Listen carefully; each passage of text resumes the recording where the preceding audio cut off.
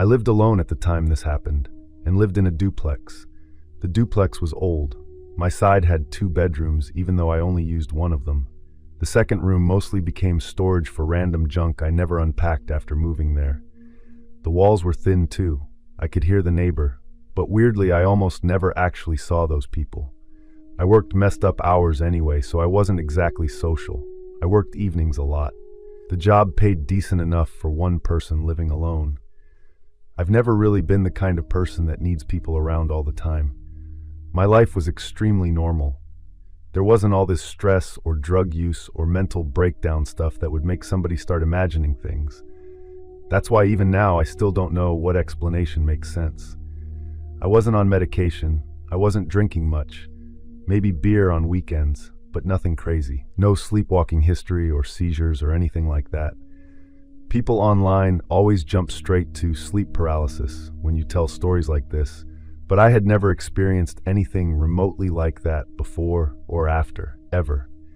And I still don't fully believe that's what this was. The duplex had a pretty simple layout. You walked in through the front door directly into the living room. Tiny kitchen connected to it with one hallway leading to the bedrooms and bathroom. My bedroom was at the left. The bathroom was directly across from it. The reason I remember the layout so clearly is because after this happened, I spent weeks obsessing over how somebody could have moved through that house. My bedroom was small, bed against the wall facing the doorway, TV on a cheap dresser near the closet. I had one of those Alexa things on the dresser too, one of the little hockey puck-shaped ones. I got it because it was on sale, and I liked asking it for weather updates while getting ready for work. That thing becomes important later. That night, I remember my feet hurting really bad when I got home. I heated up some food, then showered and went to bed around 1 a.m. My bedroom window faced the backyard area, and there was this little metal gutter that made this sound when it rained. I used to hate that sound because once you noticed it, you couldn't stop hearing it. I fell asleep pretty fast that night. I know I did because I don't remember laying there long at all. Usually my brain keeps me awake forever thinking about stuff, but that night I was exhausted. Then suddenly I was awake. I mean, instantly awake, like somebody pulling you up out of water. My eyes opened and somebody was standing over me. I was still half asleep. I remember seeing this pale shape leaning over me, and my first stupid thought was that I left the TV on. That's how confused I was. Then after 1 or 2 seconds, I realized there was an actual person in my room. The thing I noticed wasn't even the face. It was the hands on my shoulders. They were cold. That's one detail I never forget. Cold through my shirt. The person was gripping both my shoulders kind of hard. I could feel pressure. Then I saw the face. Or I don't even know if saw is the right word because I couldn't focus correctly. Everything felt weird. The man had this extremely pale skin, and his head looked too big. It didn't look like a normal medical condition. It just looked off in a way I can't explain. His forehead looked huge, his eyes too deep. I still can't explain exactly what was different, because every time I try remembering it directly, my brain almost skips over parts of it. I tried moving immediately and couldn't. I mean, literally nothing. I could move my eyes and I think maybe breathe a little faster, but that was it. My arms wouldn't respond, legs wouldn't move. My chest felt heavy. I remember trying so hard to sit up that my neck started hurting, even though nothing actually moved. Panic kicked in. Suddenly I realized I was completely trapped staring at this person. The guy didn't say anything.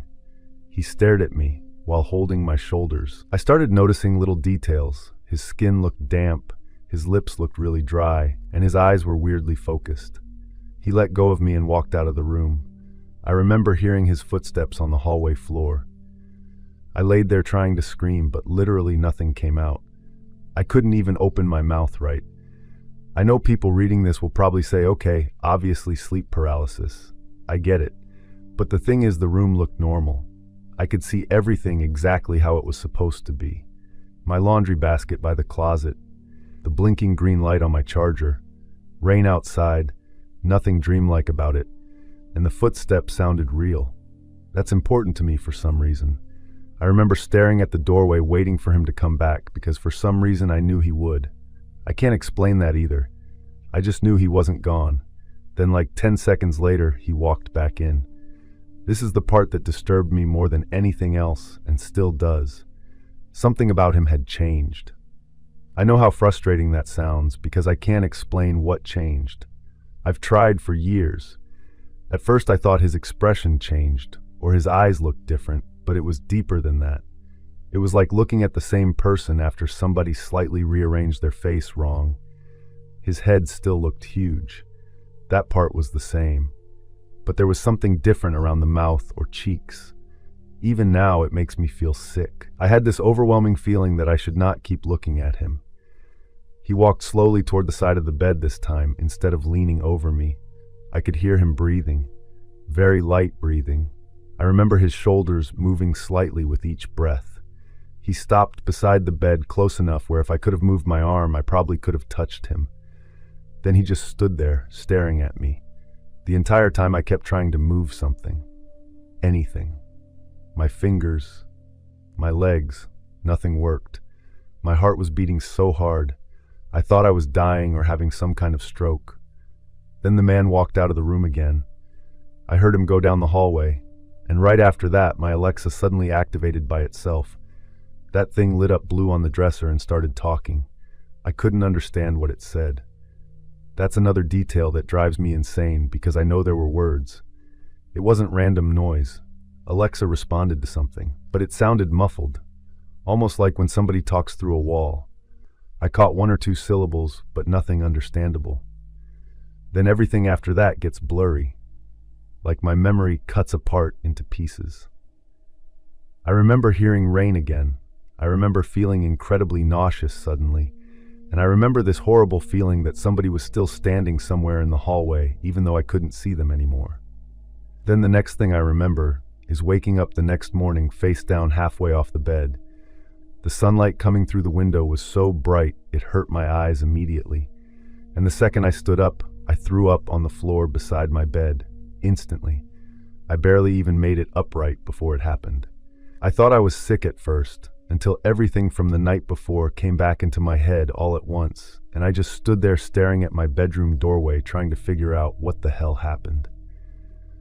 I cleaned up the vomit first because for some reason my brain locked onto that instead of what happened. Nothing was open. Front door still locked. I checked them over and over again, but something felt wrong in the house after that, like when somebody had been in your room touching your stuff, even if nothing obvious moved. I ended up calling off work because there was no way I was functioning normally.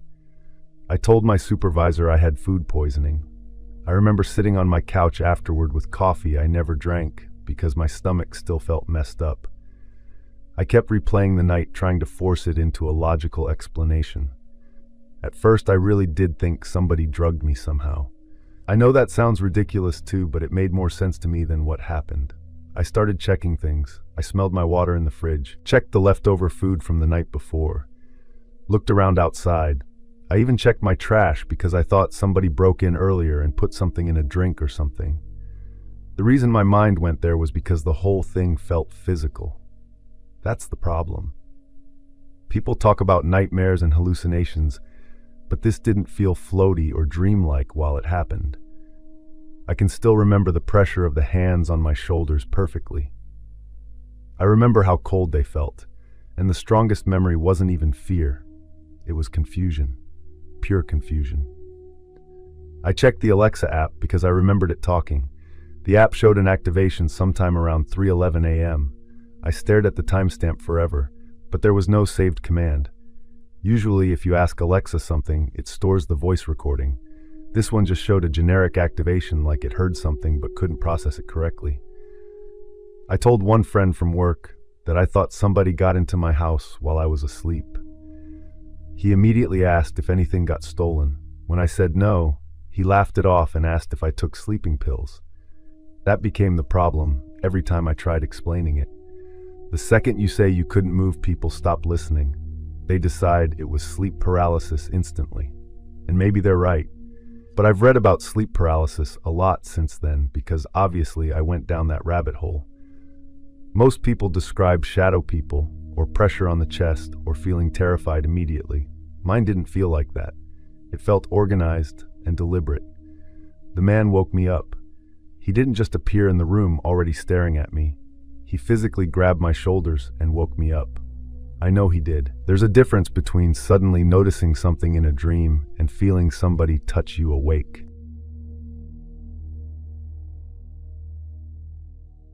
My brother Evan and me spent a lot of time outside when we were younger. We had internet, obviously, and video games and all that. But once you drive around those areas enough, you start realizing almost every back road eventually turns into woods, fields, old service roads, creeks, abandoned hunting cabins, stuff like that. So hiking wasn't really even considered hiking to us. It was just walking around in the woods because you were bored. I was 19 at the time, and Evan was 23. He still lived at home then, moved back in temporarily. We got along better during that time than we usually did growing up. When we were kids, we fought constantly over stupid things, but once we got older, there was less of that. Behind our neighborhood, there's this long trail system that sort of blends into state game lands. It isn't some official national park-looking place with signs everywhere. It's just dirt paths people made over the years, mixed with old ATV tracks and hunting paths. Some areas are pretty open and others get dense enough where you can barely see 10 feet into the trees. There's also random clearings that look weirdly out of place because they're leftovers from logging or old utility access points. Evan liked walking there because he said it cleared his head. I'd stay awake until 4 in the morning watching YouTube and then sleep half the day away. So when Evan would ask if I wanted to go walk the trails, I usually said yes, because otherwise I'd just be sitting around. We left around 3 p.m. We drove 10 minutes to this gravel pull-off people used near the trail entrance. We just walked and talked. Evan was telling me about trying to apply for jobs out near Pittsburgh because he wanted out of our town eventually. We passed 2 older guys carrying hunting bows and nodded at them. I remember hearing crows constantly for some reason. Eventually we took this narrower trail neither of us used much. It curved downhill toward this creek area where the woods got quieter. If you spend enough time outside, you notice when areas suddenly feel different. The trail ahead opened slightly, and I saw somebody standing farther up near the trees. They were too far away to really make out. I saw a tall shape standing off to the right side of the trail. I remember nudging Evan and saying, "There's somebody up there." He looked up and said, "Hunting?" The person wasn't dressed like hunters usually were around there. I figured they were checking their phone. We kept walking, and after like few seconds, I realized I couldn't see them. They were just gone. The trail there was pretty open, and if somebody stepped into the woods, you normally hear branches or leaves moving. We didn't hear anything. Evan looked around and went, "Where'd that dude go?" We slowed down a little after that. I think both of us were trying not to act creeped out over something that was nothing. A little farther down the trail, there's this clearing, maybe the size of 2 basketball courts put together. Mostly dirt and patches of dead grass. That's where we saw the vehicle. It was this dark SUV parked weirdly close to the tree line, facing inward instead of toward the trail. I don't know car models very well, but it looked older, kind of dirty like it had been driven on muddy roads. The back windows were tinted. You couldn't really see inside. There was a young woman sitting on the back edge of it where the hatch was open.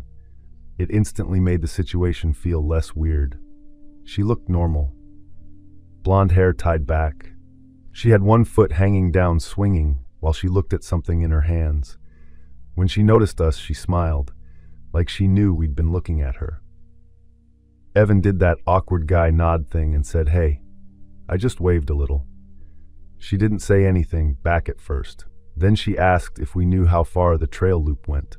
Evan told her there were a couple different paths and pointed generally behind us, explaining where they split. She kept smiling the whole time. Then she looked past us toward the woods behind the trail, like distracted. Her smile kind of dropped for 1 second before she climbed back into the SUV through the rear hatch. I assumed somebody else was inside. Boyfriend, husband, whatever. We kept walking past, but slower than before, because something already felt off to both of us. I remember looking back once and seeing the hatch slowly close. The weirdest thing about it at that point was the silence again. No talking, After another 5 minutes, we stopped near the creek because Evan wanted to smoke. We were still close enough where you could technically walk back to the clearing in under 2 minutes if you cut through slightly. We sat on this fallen tree talking about stuff again. I think we were talking about old neighbors. And then we heard what sounded like rushing water. Not the creek, I know for sure. I thought somebody had started some kind of generator or machinery because it was this heavy rushing noise, like gallons of water pouring onto pavement, continuous and loud enough where both of us stopped talking. Evan looked toward the clearing. "You hear that?" I said, "Yeah." The sound lasted like 15 seconds, then stopped. I remember Evan standing first and saying, "What the hell was that?" I followed him back up the trail mostly because curiosity gets the better of you when you're young and stupid. Looking back, I wish we'd just left. When we got back to the clearing, the SUV was still there exactly where it had been, but the woman was gone. The hatch was closed now and every door appeared shut. No movement inside. The vehicle wasn't running from what I could tell. No lights. There weren't many places nearby somebody could disappear without us seeing them come back out. The clearing was surrounded mostly by thinner trees before the woods thickened farther back. We stood there looking around. The driver's side door suddenly opened. A man stepped out. He was older than the woman by a lot. Heavyset.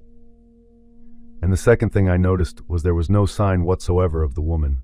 No movement inside the SUV. No other doors opening.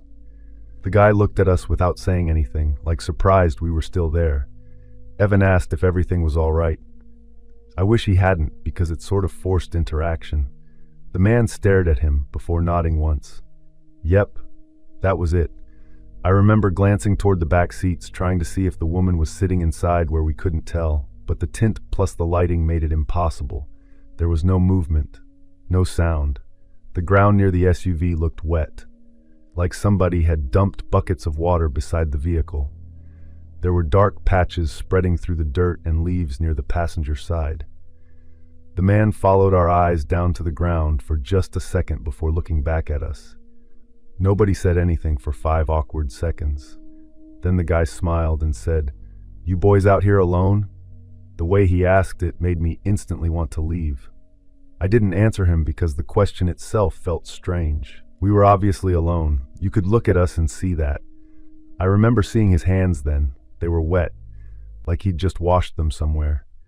He rubbed them against his jeans while looking past us toward the trail behind us. Then he asked if we'd seen anybody else out there. Evan said just a couple hunters earlier.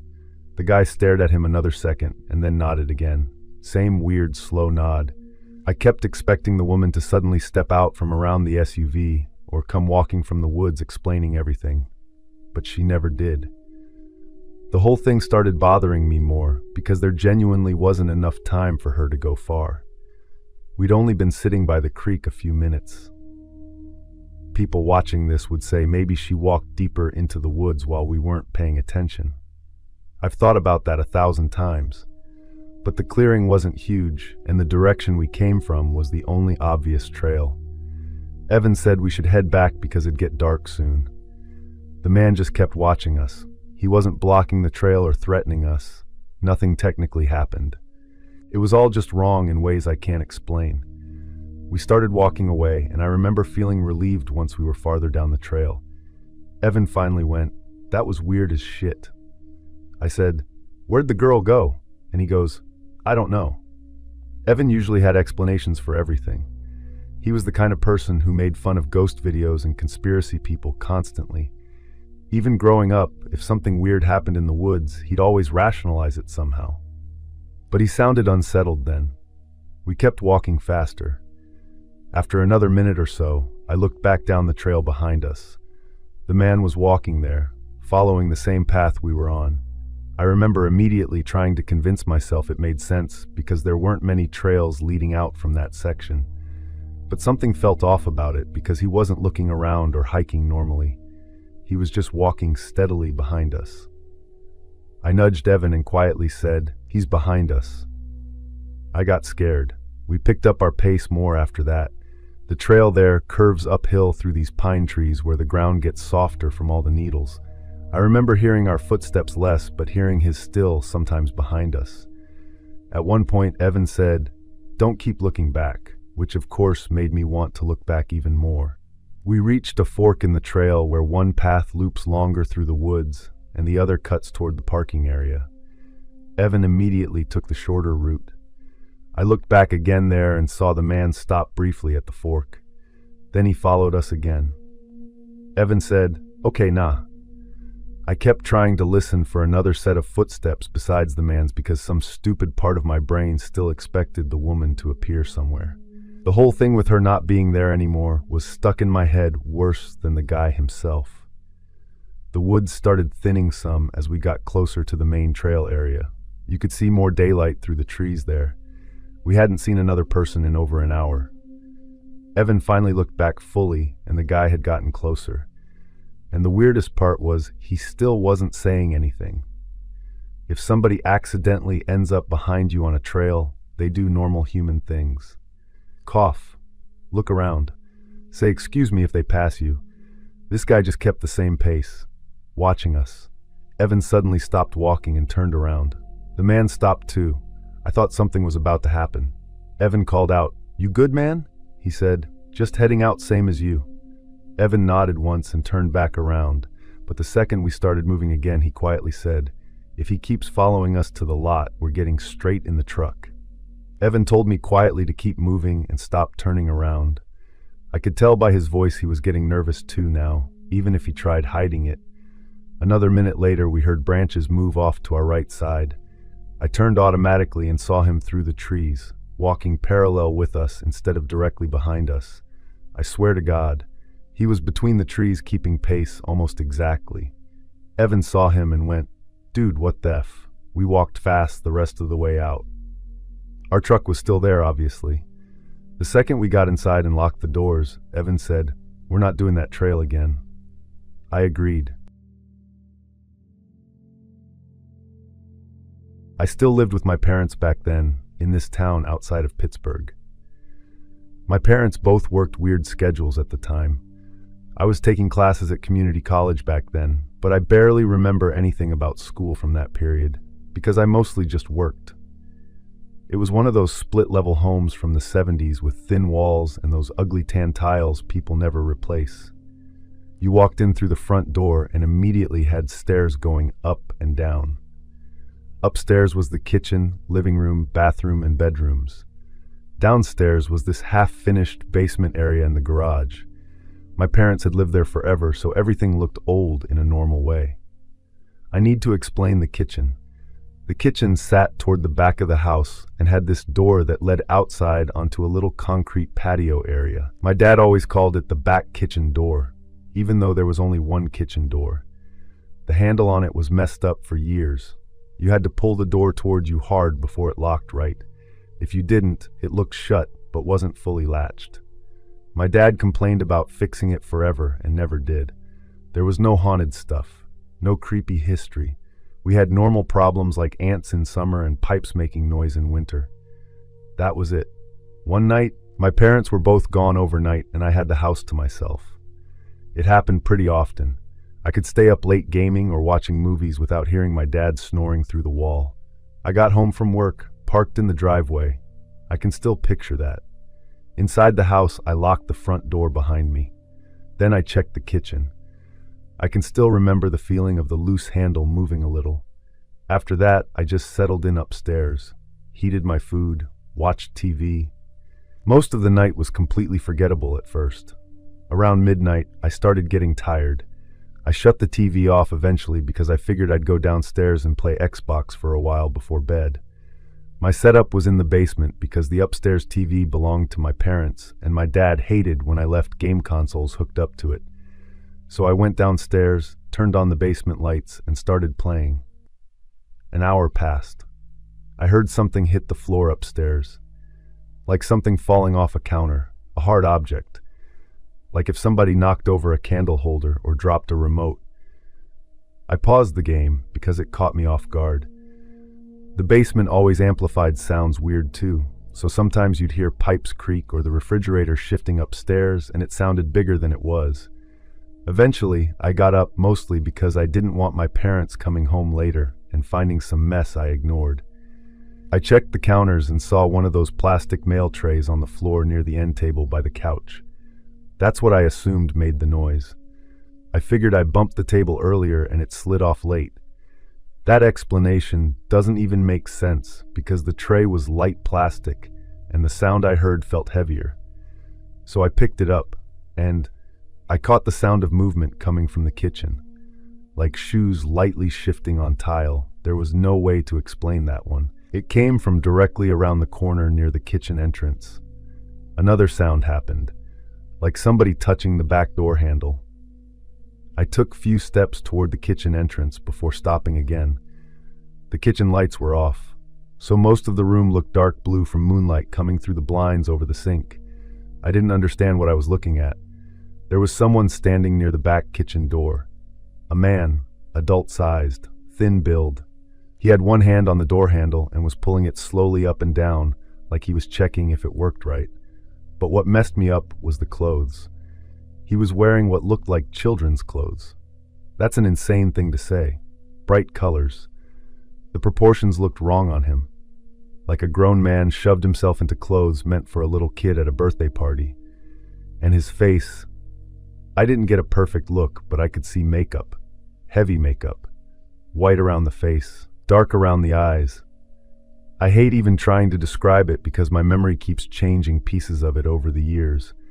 I just know his face looked wrong enough that my brain stalled for a second trying to process it. The man didn't even notice me at first. He seemed focused entirely on the door, like he was testing the lock or figuring out how fast it opened. And suddenly he turned his head toward me. I still remember that movement, like an animal hearing something. I said, "What the F?" and backed up automatically. The guy stared at me, didn't speak. He didn't run at me. I could see more of his face then, and the makeup looked smeared, especially around the mouth. His expression was completely blank. No panic at being caught. No anger. I ran. I thought he was chasing me. I ran through the basement and into the garage. Our garage had one of those side buttons near the inside door, and I hit it while basically falling forward. The garage door started opening painfully slow. That was the worst few seconds of my life because I thought he was coming down those basement stairs behind me any second. The basement lights were on and everything looked horribly exposed. I remember hearing footsteps above me somewhere. The garage door finally lifted enough and I ducked under it before it fully opened. It scraped my back actually because I didn't wait. Then I just ran across the yard toward my neighbor's house. Our neighbor was this older guy who stayed up late smoking on his porch half the time anyway. Thank God he was awake. I remember yelling. His wife called 911. It sounded crazier every time I said it out loud. Especially the clothes part. It sounded unbelievable. The cops got there. They searched the house. The kitchen door had damage around the frame. Inside. The officer explained it better, because at first I didn't understand what he meant. I thought he was saying the guy kicked the door in from outside.